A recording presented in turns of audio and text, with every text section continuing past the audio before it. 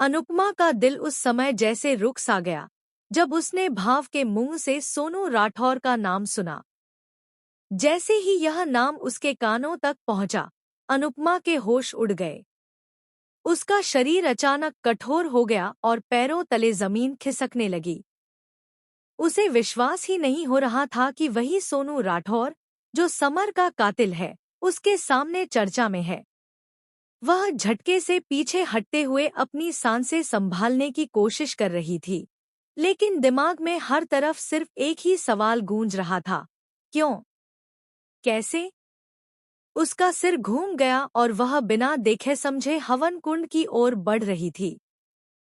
उसी समय देवी माँ की आरती का मधुर लेकिन गंभीर स्वर उसके कानों में गूंज रहा था।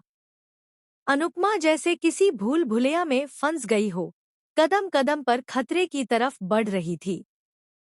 तभी अचानक राही ने उसे उस पल में पकड़ लिया। राही की तेज प्रतिक्रिया और सावधानी ने अनुपमा को आग में गिरने से बचा लिया। अनुपमा की आंखों में डर और आश्चर्य के साथ साथ राहत की चमक थी, लेकिन दिल में अभी भी सवालों का तूफान थमने का नाम नहीं ले रहा था। राही की मजबूत पकड़ और उसकी नजरों में चिंता ने अनुपमा को धीरे धीरे होश में आने पर मजबूर किया। उसने राही को सब कुछ बता दिया कि जब से वह इस गांव में आई है, उसे समर के भूतिया दर्शन हो रहे थे। वह अक्सर उसे संकेत दे रहा था, उसकी मौजूदगी का कारण समझ में नहीं आ रहा था। अब वह जान चुकी थी कि इस गांव में आने का असली मकसद क्या था और इसमें प्रकाश भाव का हाथ भी है। हर बात के पीछे एक गहरा रहस्य छुपा हुआ था, और अब अनुपमा के सामने वह रहस्य खुल चुका था। इसी बीच देविका अनुपमा के पास आती है। उसकी आंखों में विश्वास और स्नेह झलकता है।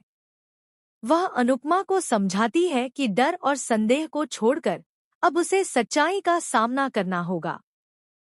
अनुपमा के चेहरे पर अब डिटर्मिनेशन की चमक है। राही भी उसके साथ खड़ा है, लेकिन उसकी आंखों में अभी भी चौंक और चिंता साफ झलक रही है। अब सवाल यह है कि अनुपमा सोनू राठौर का असली चेहरा कैसे उजागर करेगी।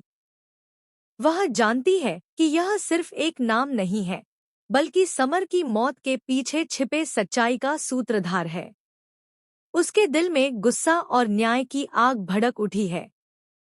हर कदम पर वह सोच रही है कि कैसे उसे समर का हत्यारा सजा दिलाई जाए और गांव में शांति वापस लाई जाए।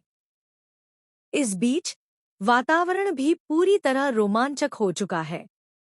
हर